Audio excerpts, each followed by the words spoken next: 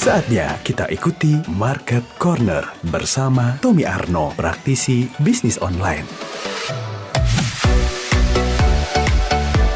98.5 Up Radio, The Leading Station. Hai Amenia, selamat pagi. Ketemu lagi nih, seperti biasa, hari Senin di jam 10 ini dengan Market Corner. Nah, kebetulan nih, hari ini ada Novi yang nemenin aktivitas kamu di pagi hari ini. Tentu saja dengan Mas Tommy yang selalu memberikan informasi dan ilmu-ilmunya yang selalu di-sharing bareng sama kita-kita ini.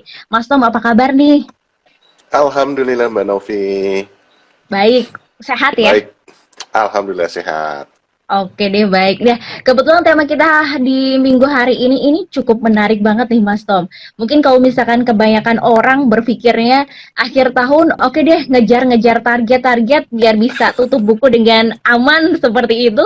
Tapi kita mulai merencanakan untuk mengalahkan yang namanya kompetitor. Pasti kalau misalkan kompetitor di dalam dunia marketing ini sesuatu hal yang baru lah ya, bisa dibilang seperti itu untuk yang memang baru memiliki usaha. Tapi kalau menurut Mas Tommy sendiri nih, untuk mengalahkan kompetitor di dunia marketing itu cukup sulit nggak sih Mas? Ya kalau saya sih nggak pernah mengalahkan kompetitor ya. Oh gitu. Yang sulit itu adalah mengalahkan diri sendiri sebetulnya. Baik. Kenapa ini? Karena gini, kompetitor itu sebetulnya jadi lahan analisa kita gitu. Kalau saya sih lebih sering mengamati teman-teman kompetitor ini supaya produk saya jauh menjadi lebih kuat. Kompetitor kan artinya kita jualan barang yang sama kan, yang sejenis gitu. Misalnya saya jualan sambal, kompetitor juga jualan sambal. Nah kalau saya justru mengambil sisi terkuatnya dari kompetitor, kemudian saya akan olah supaya menjadi sisi kuatnya di produk saya. Oke, jadi hanya dengan melihat. Mengalahkan. Oh, bukan mengalahkan, tapi memang pasti kan masing-masing produk ini kan memiliki kualitas sendiri-sendiri nih Mas. Ada Betul. juga mungkin yang merasa, aduh kayaknya ada kekurangan nih di bagian ini, kayak gitu. Betul. Ini sebagai seorang produsen nih ya, yang kita harus lakukan tuh apa sih Mas kalau kayak gitu? Ya kita amati pertama produk-produk yang sejenis gitu kan. Jadi misalnya kita baru mulai nih, baru masuk ke dalam dunia perdagangan gitu kan. Ya kita amati aja gitu. Amati senior-senior kita, mereka melakukan apa aja sih. Kemudian kita juga bisa melihat dari sisi produknya. Produknya itu mereka mengemasnya bagaimana. Kemudian tampilan desainnya, kemudian bagaimana mereka mempromosikannya, itu semua kan bisa menjadi pelajaran. Nah itu yang baik-baik tuh kita ambil nih, kemudian kita rangkum, kita terapkan di produknya kita, sehingga kita juga punya ciri khas sendiri, walaupun kita dari hasil analisa dari produk-produk sejenis yang sudah ada di pasaran. Jadi untuk menyempurnakan lah, tanda kutip ya, menyempurnakan produk kita sendiri. Jadi justru kompetitor itu vitamin buat kita, kalau saya loh ya. Oke, baik. Kalau kita tujuannya bukan untuk mengalahkan gitu loh. Baik, jadi tidak ada kompetitor ya, bisa dibilang seperti itu. Tapi bagaimana sebetulnya nggak ada sebetulnya. Oke. Jadi ini mungkin masing-masing produsen memiliki prinsip yang berbeda-beda. Tapi kalau Mas Tommy sendiri ini tidak ada kompetitor, tapi bisa dilihat dengan apa yang mereka miliki, mungkin nantinya bisa dikembangkan di usaha kita ya, seperti itu kan? Betul sekali. Nah, berbicara tentang ciri khas nih Mas, ini menarik juga. Usaha itu kan banyak sekali jenisnya. Kalau tadi kata Mas Tommy, kita itu harus melihat kompetitor yang sejenis, usaha sejenis seperti apa, ciri khas yang mereka itu bagaimana, seperti itu. Kalau berbicara tentang ciri khas, yang paling yang membuat orang, oke deh ini produk si A, ini ciri khasnya kayak gitu, kita harus mencontohkannya seperti apa sih Mas? Semisalkan anak-anak muda yang memang belum memiliki usaha dengan memiliki ciri khas seperti itu. Jadi ciri bagaimana khas itu menciptakannya itu? Bagaimana cara menciptakannya itu? Sebetulnya mudah ya, karena orang Indonesia itu kan kebanyakan visual kan. Nah, berarti kita harus masuk ke visualnya dulu. Nah, visual yang paling mudah adalah kemasan dari produk itu kan. Nah, kalau misalnya produknya kuliner ya berarti rasa. Tapi sebelum masuk ke dalam rasa ya tampilannya seperti apa? Apakah tampilannya di awal menarik atau tidak, seperti itu kan. Ya samalah kalau misalnya ada cowok yang mau naksir cewek gitu kan, supaya cewek itu tertarik, ya berarti kita berpenampilan yang baik. Nah, penampilan ini kan ada macam-macam, ada penampilan fisik dan non fisik seperti itu. Ya sudah, itu dulu yang diolah visualnya dulu. Dalam hal ini kalau produk ya kemasannya. Nah, kemasan itu bisa dari penjualnya juga. Ya, misalnya kita produknya adalah jasa bimbingan belajar atau jasa konsultasi. Nah, itu kan produknya nggak kelihatan nih. Nah, kelihatannya bagaimana? Ya, berarti portofolio dari si ownernya misalnya. Misalnya saya pembicara gitu kan. Nah, saya akan menerbitkan atau mempromosikan diri saya seperti itu. Jadi ya sosial media memang buat pamer, buat pencitraan, ya kita manfaatkan seperti itu. Baik, Ya, jadi itu dulu yang memang terlihat. dimaksimalkan ya. Jadi dari packaging Betul. sendiri ini yang paling utama. Tapi kalau misalkan saya ngelihat trennya di Instagram dan apa ya, online digital market sekarang ini ya, packaging ini memang selalu membuat mata orang itu untuk oke deh buka akun ini karena dia punya pilihan packaging yang bermacam-macam. Terus Betul. dari cue card yang mereka miliki juga ini bisa menjadi untuk bingkisan, kado, souvenir seperti itu. Ini memang trennya sekarang ini seperti itu ya, Mas ya? Ya, itu Kalau bukan dilihat, tren sih, memang oh gitu. memang pola dari dulu seperti itu. Nah, sosial media ini kan sebetulnya membantu kita untuk menjangkau pasar yang lebih luas. Nah, kalau misalnya sekarang itu kan, terutama di masa pandemi ini kan orang akhirnya menjadi lebih sering memegang HP kan. Iya, betul. Scroll, buka sosial media sana sini seperti itu kan. Nah, kalau kita sebagai penjual ya harus bisa nampak di sana gitu kan.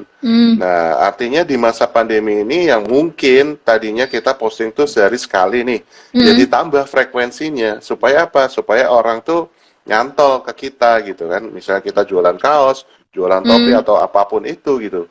Ya, kita perbanyak nih postingnya karena di masa pandemi ini kan bekerja dari rumah gitu loh. Nah, jadi ya kalau kita jualan online ya kita harus lebih banyak lagi eksis. Nah, kayak gitu. Kalau sama Mbak Santi kemarin kita pegang istilah yang namanya super narsis gitu. Jadi semua kegiatan kita diupload di sosial media. Baik, termasuk mungkin kegiatan di balik layar dari usahanya itu pun diupload juga. Betul sekali. Jadi ini nggak boleh untuk takut narsis, ini terutama yang memiliki usaha, karena memang kalau misalkan kita melihat di media sosial ini yang semakin gencar-gencar untuk memposting, promosi, ini yang paling banyak kunjungannya nih sepertinya. Orang-orang bakalan ngelihat akun-akun tersebut. Baik, jadi ini yang paling penting nih. Sepertinya memang mungkin di tahun 2020 ini yang jarang posting, entah mungkin kesibukannya packaging, karena kan mungkin orderan yang banyak seperti itu sampai lupa posting. Ini juga sebetulnya sedikit salah ya Mas ya kalau kayak gitu. Ya nggak salah juga sih, tapi gitu. harus ada manajemen waktu kan. Paling nggak satu hari berapa kali posting sih mendingan kalau menurut Mas Tommy? Ya minimal banget itu sehari sekali, itu minimal banget. Tetapi kan kita tadi kalau kita melihat kompetitor kita aja sehari 3 kali, masa kita cuma sekali gitu, apalagi kita baru. Ya minimal harus sama dengan mereka gitu. Jadi kompetitor itu justru menguntungkan kalau buat saya ya. Jadi mereka, kira dia keren ya bikin kata-kata promosinya keren kan. Kan kita bisa ambil nih. Ya, kita bisa ambil, kita modifikasi dengan gaya kita sendiri, ya kita tinggal nanti ngikutin aja, tinggal kita posting aja sesuai dengan ciri khas kita. Gitu. Copy paste nggak masalah lah ya, dengan strateginya mereka. Jangan plek ketiplek ya, harus dimodifikasi gitu. Jadi tetap harus ada ciri khas. Boleh. Iya polanya sama. Berbicara tentang pola, ini pasti juga ada yang masih merasa ini kok kayaknya belum paham nih tentang pola, hanya asal upload, hanya asal jualan kayak gitu. Tapi mereka kemudian gundah gulana nih Mas, ketika kok penghasilan cuma gini-gini aja, nggak ada pemasukan yang berarti. Bahkan mungkin mereka berpikiran ini gimana nih online sekarang kayak gitu. Atau mungkin bahkan ada mungkin yang pemikiran offline deh kayaknya lebih menguntungkan seperti itu. Kalau menurut Mas Tommy sendiri, pola yang baik nih kayak gimana nih Mas? Ketika memang kita harus menghadapi media sosial dengan kompetitor yang luar biasa hebat-hebat, dengan grafiknya mereka pasti luar biasa banget sih. Udah jiper duluan biasanya. Ya, polanya itu sebenarnya nggak ada yang bagus sih Mbak, karena Mm, masing-masing produk nanti punya polanya sendiri-sendiri. Kemudian mm, cara kita, style kita untuk promosi juga itu akan membentuk pola sendiri. Jadi semuanya itu nanti jam terbang nih. Jadi mm. polanya saya belum tentu ketika dilakukan orang lain belum tentu itu bisa menghasilkan buat orang lain gitu. Oke. Ya kan? Tapi ya intinya adalah kita harus apa namanya harus tahu dulu ilmunya gitu, ilmu Mm, jualannya. Nah, makanya kalau saya selalu menyarankan kalau di awal-awal itu yang harus benar-benar diasah adalah skill jualan. Jadi ilmu mm. jualannya dulu. Nah, baru nanti setelah kita punya banyak dana gitu, kita upgrade nih ilmunya seperti itu sehingga akan membentuk pola sendiri nanti dari masing-masing kita gitu. Saya yang Oke. jualan sambel misalnya akan beda Mm, polanya dengan orang yang jasa konsultasi misalnya seperti itu. mm. Kayak gitu sih. Baik. Jadi ini memang pola ini nanti akan berjalan seiring dengan waktu. Pasti orang-orang akan menemukan pola-pola dari masing-masing usahanya sendiri Iya, seperti itu. jadi saya Dan tidak tiap bisa usaha menentukan beda-beda kamu ya. harus begini gitu, nggak bisa, Oke. Mm-mm. Baik. nggak bisa. Jadi meskipun kita mungkin bisa melihat kompetitor, bisa melihat pola-pola yang dilakukan oleh kompetitor, tapi kitanya sendiri yang memiliki usaha pasti akan menemukan pola kita sendiri, versi kita sendiri seperti itu. Betul, karena Hmm. kekuatan atau kemampuan kita kan mungkin tidak sama, pasti tidak sama lah. Ya, Mm-mm. ada orang yang banyak duitnya, sementara kita mungkin modalnya masih minim. Itu akan Hmm. akan jadi sebuah perbedaan yang tinggi kan. Hmm. Nah, berarti ada strategi yang harus dilakukan yang akan berbeda dengan orang yang punya modal yang banyak seperti itu. Baik. Kemudian ada orang lagi yang waktunya dan tenaganya banyak. Hmm. Sementara saya mungkin masih jadi karyawan nih, masih Hmm. nyambi seperti itu. Nyambi. Itu kan akan berbeda seperti itu. Hmm. Tapi Baik. inti dari semuanya adalah skill jualannya dulu. Skill Skill jualannya jualannya harus dulu. mantap. The best gitu. Ya, oke. Ya, Jadi itu yang memang benar-benar harus kita siapkan seperti itu. Nah, Mas, betul. kira-kira nih kalau kata Mas Tommy sih memang tidak ada kompetitor nih ya kalau menurut Mas Mm, Tommy. Tapi kan pasti mm. masing-masing orang memiliki apa ya pendapat sendiri-sendiri. Betul, Apa aja betul. sih Mas sebetulnya memang kita harus lihat dari Mm. mungkin usaha yang sama dengan produk yang kita jual. Apa-apa aja nih yang harus kita cek gitu. Nah, contoh aja nih, contoh kita Hmm. boleh sebut Alfamart sama Indo gitu kan, Indomart. Oke, boleh. Kan mereka itu pasti akan analisa nih, akan survei. Ini tempat Hmm. ini strategis gitu, misalnya si Alfa gitu kan. Oke, saya akan bangun di sini karena ini tempatnya strategis. Si Indo kan Hmm. nebeng aja, buka aja di depannya. Dan Iya, dia benar. akan menghemat biaya survei gitu, yang Hmm. dilakukan oleh si Alfa. Dan begitu juga sebaliknya. Ya, oh Hmm. ini tempatnya strategis kata si Indo. Alfa ini Hmm. langsung Hmm. buka aja di situ. Ya, contoh mudahnya seperti itulah. Hmm. Ya, Hmm. tinggal kita kebutuhannya apa nih dari produk? Apakah kita mau apa melihat kata-kata promosinya? Apakah Hmm. kita akan melihat jenis postingannya gimana? Kalau misalnya mereka bikin video, videonya tuh temanya apa gitu. Kan Hmm. kita tinggal ATM lah, amati, tiru, modifikasi kayak gitu aja Oke. sih. Semudah itu sebetulnya. Semudah itu sebetulnya. Nah, Heeh. Mas, melihat tren yang sekarang ini terjadi nih ya, di akhir tahun 2020, ini memang pengguna media sosial kita makin menggila seperti itu. Terutama untuk Betul. yang jualan. Ini bukan hanya sekarang Instagram menjadi salah satu platform untuk berjualan atau mungkin Facebook juga, tapi Heeh. aplikasi TikTok ini juga makin rame ini sepertinya dengan apa Iya, ya, endorsement jualan-jualan orang yang dengan apa ya ciri khas sendiri-sendiri lah bisa dibilang dengan ya. keunikan viralnya juga luar biasa.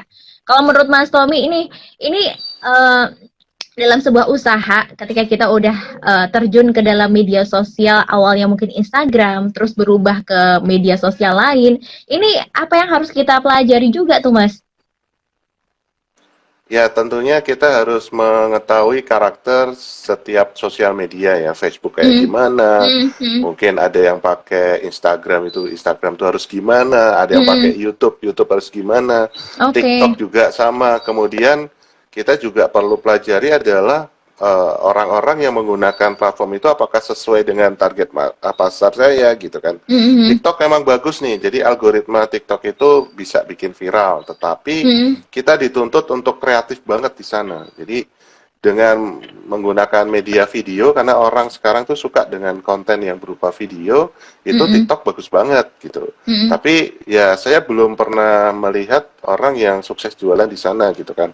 Karena Oke, memang pasarnya tuh masih masih abu-abu banget gitu. Tapi baik. untuk menjadi viral, untuk kita bisa mencitrakan produk atau diri kita Mm-mm. itu bagus banget si TikTok gitu. Jadi untuk branding lah Oke. istilahnya kayak gitu, atau untuk kita bikin tutorial yang nanti kita arahkan ke akun kita yang lain, itu Mm-mm. bagus banget sih TikTok, karena memang algoritmanya masih Bagus. terbuka lah, belum ada Mm-mm. batasan-batasan tertentu seperti itu. Baik. Jadi mungkin ketika kita memang berjualan lewat Facebook atau mungkin Instagram, ini TikTok bisa menggiring pelanggan lah ya, bisa dibilang seperti itu Bisa, ya. ya Tapi bisa untuk memang sumber traffic. kebutuhan, benar. Tapi memang kebutuhan kita untuk berpikir secara kreatif ini yang dituntut di situ pastinya.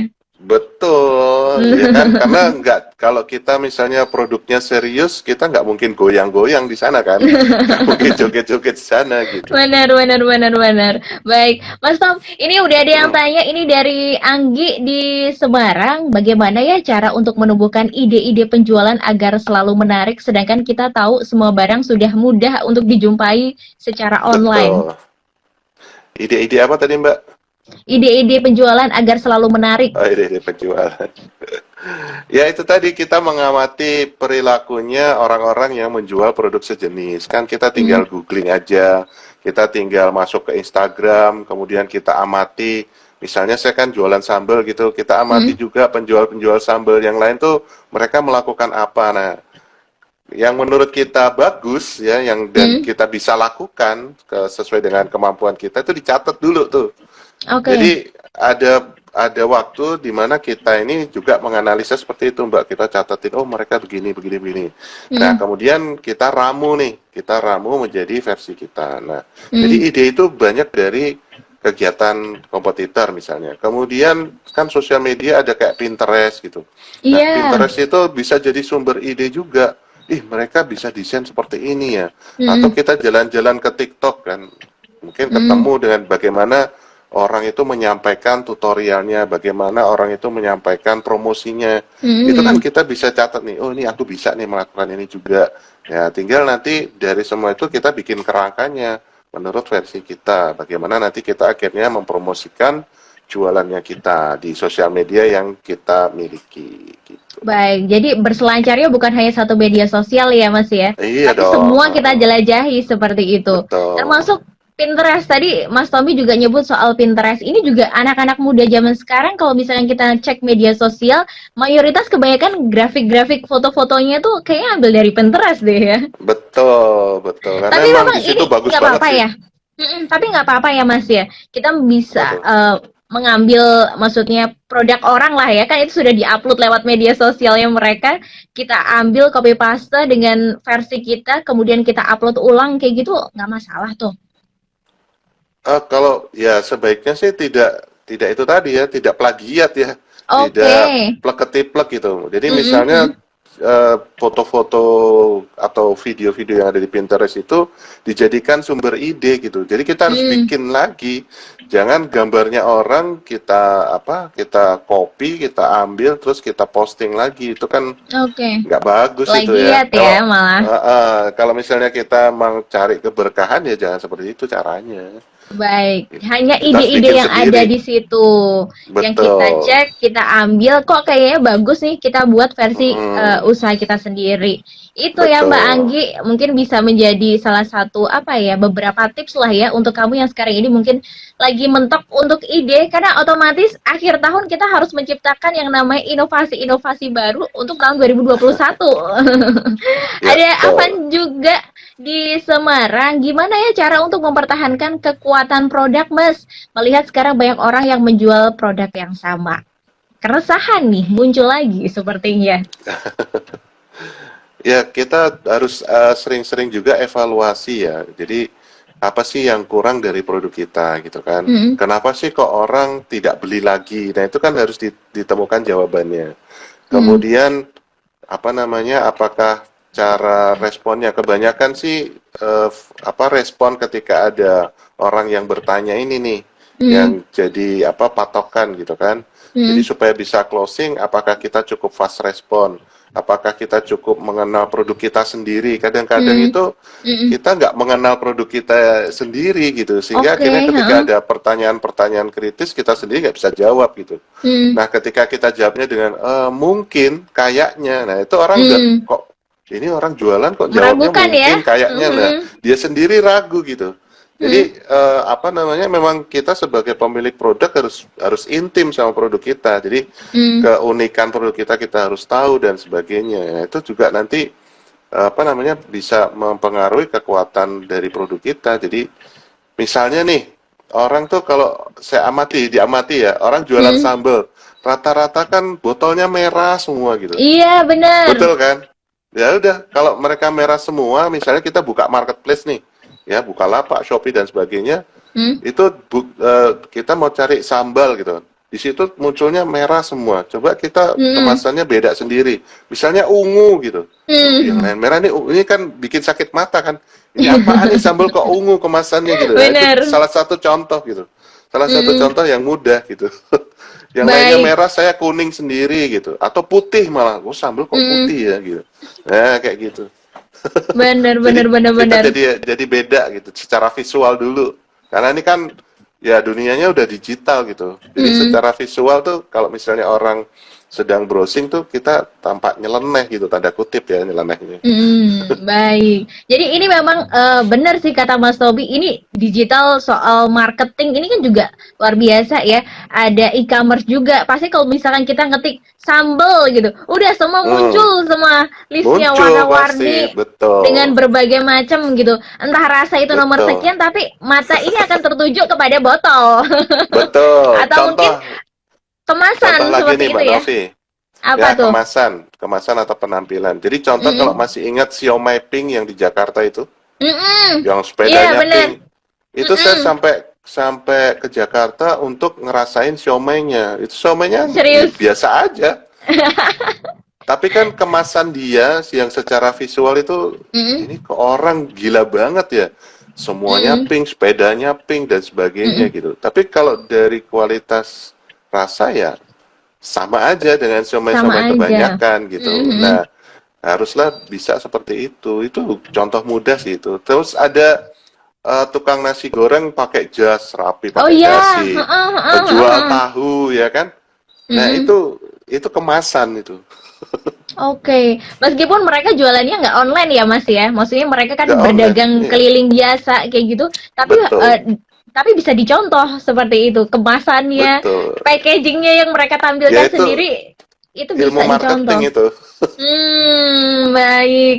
Aduh, oke. Jadi kalau misalkan mungkin untuk Mas Afan ini yang masih meragukan atau mungkin cemas akan produknya yang kok kayaknya makin banyak kompetitornya karena produk-produknya kok banyak yang mirip-mirip. Mungkin bisa untuk membuat inovasi baru dengan packaging yang baru pada tahun depan kali ya.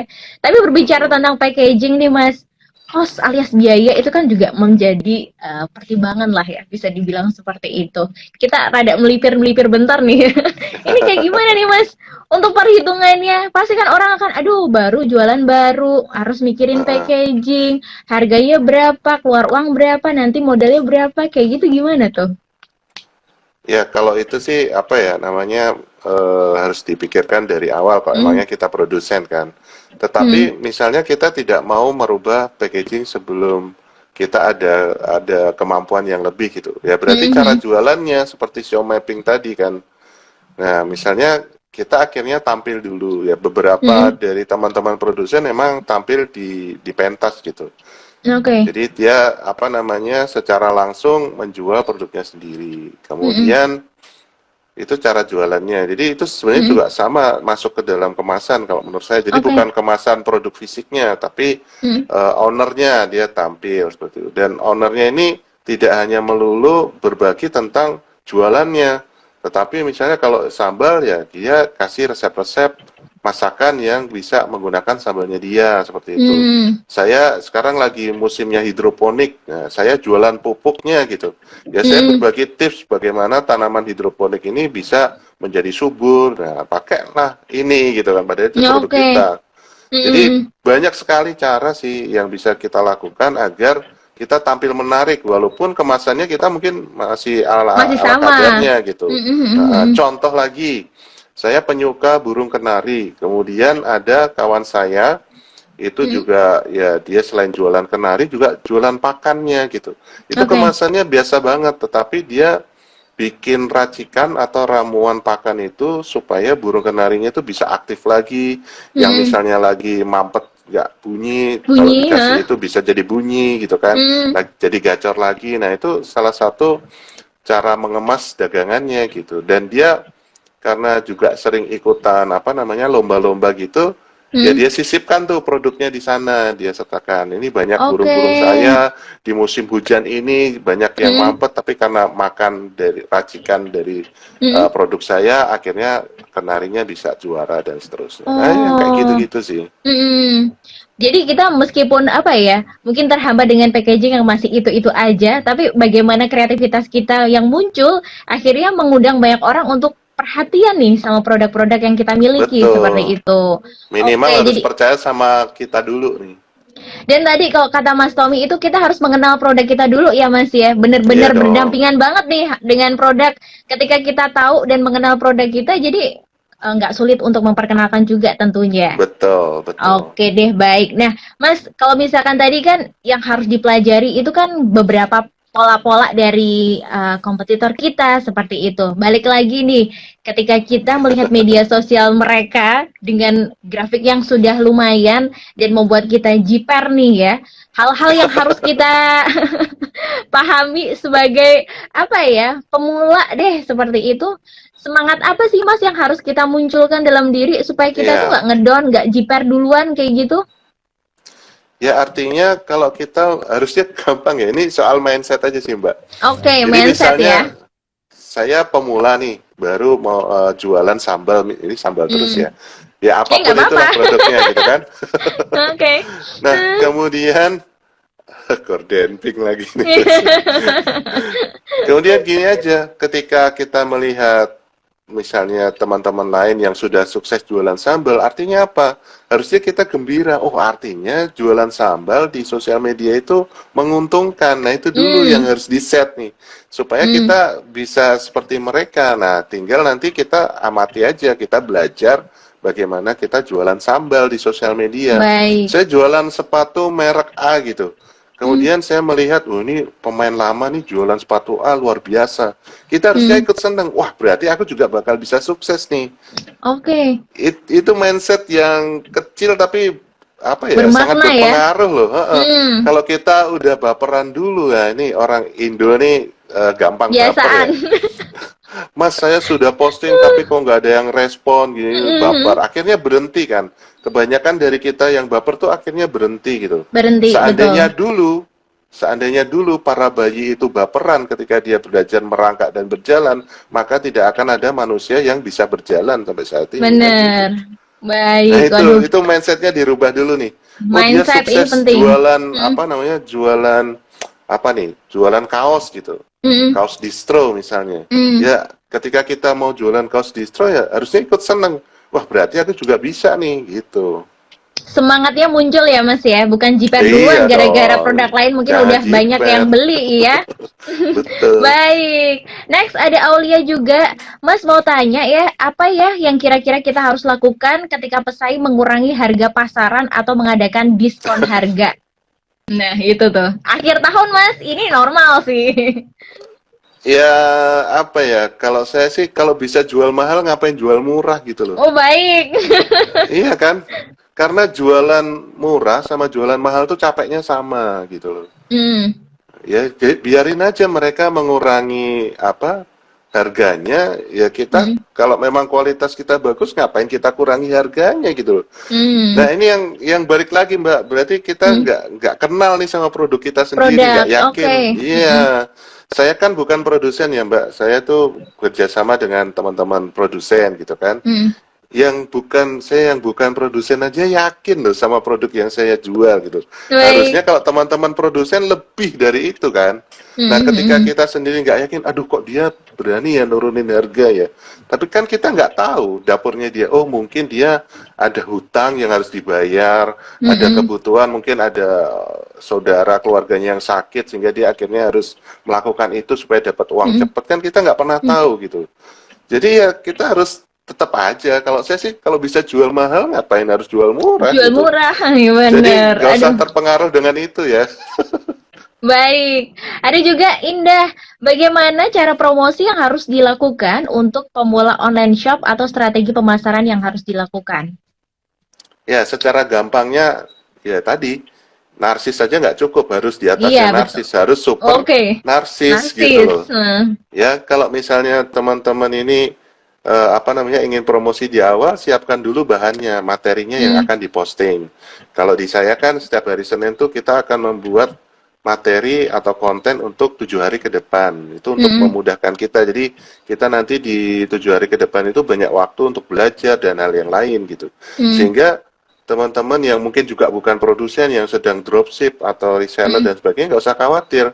Karena biasanya teman-teman produsen itu sudah menyiapkan materi-materi atau desain-desain yang tinggal kita rubah dikit, masukin nomor HP kita atau masukin nama toko kita dan tinggal diposting. Nah, postingnya kalau untuk awalan memang harus banyak dulu supaya orang tuh ngeh sama kita dulu gitu, supaya kita terlihat dulu nih, seperti itu. Jadi memang setiap awalan pasti effortnya besar. Terutama soal tampilan dan packaging ya, mungkin buat Mbak Indah ini yang baru pemula online shop, ini harus kita perhatikan ya Mas ya. Karena ketika kita udah sering posting, harus super narsis gitu ya, bukan hanya narsis aja. Kita juga harus cek packagingnya kita nih, ketika memang menarik, mungkin ketika kita search mungkin baju gitu, semua keluar deh ya data-data baju. Tapi ketika orang ngelihat packaging produk yang Mbak Indah, mungkin akan bisa tertarik dengan apa ya, bentuk atau mungkin produk yang disajikan seperti apa, seperti itu. Baik deh, Mas. Tapi ini ternyata ketika kita ngobrol kok waktu cepat banget ya, Mas. Saya heran, begitu. kayak baru ngobrol-ngobrol bentar ya Mas ya.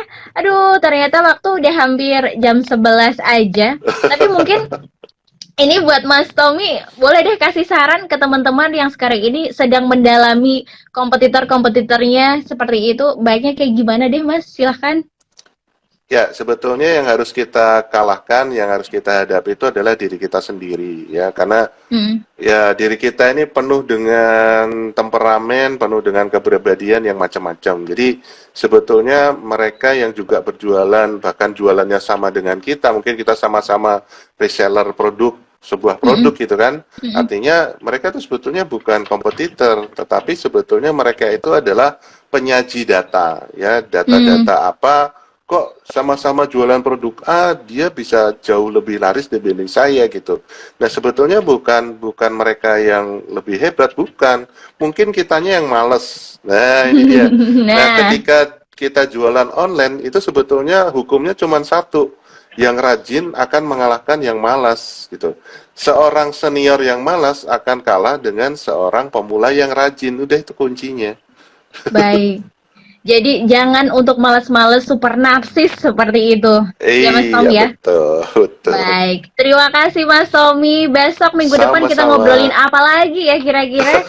Pokoknya tungguin aja deh Market Corner setiap hari Senin di jam 10. Dan yang pasti terima kasih untuk Mas Tommy yang sudah bergabung di hari ini. Terima kasih juga untuk Apenia yang sudah bergabung. Dan kita kembali ke acara selanjutnya ya. Disiarkan langsung dari Menara Universitas PGRI. Up Radio. Jalan Sidodadi Timur, nomor 24 Semarang. Inilah 98.5 FM. Up Radio, the mini station.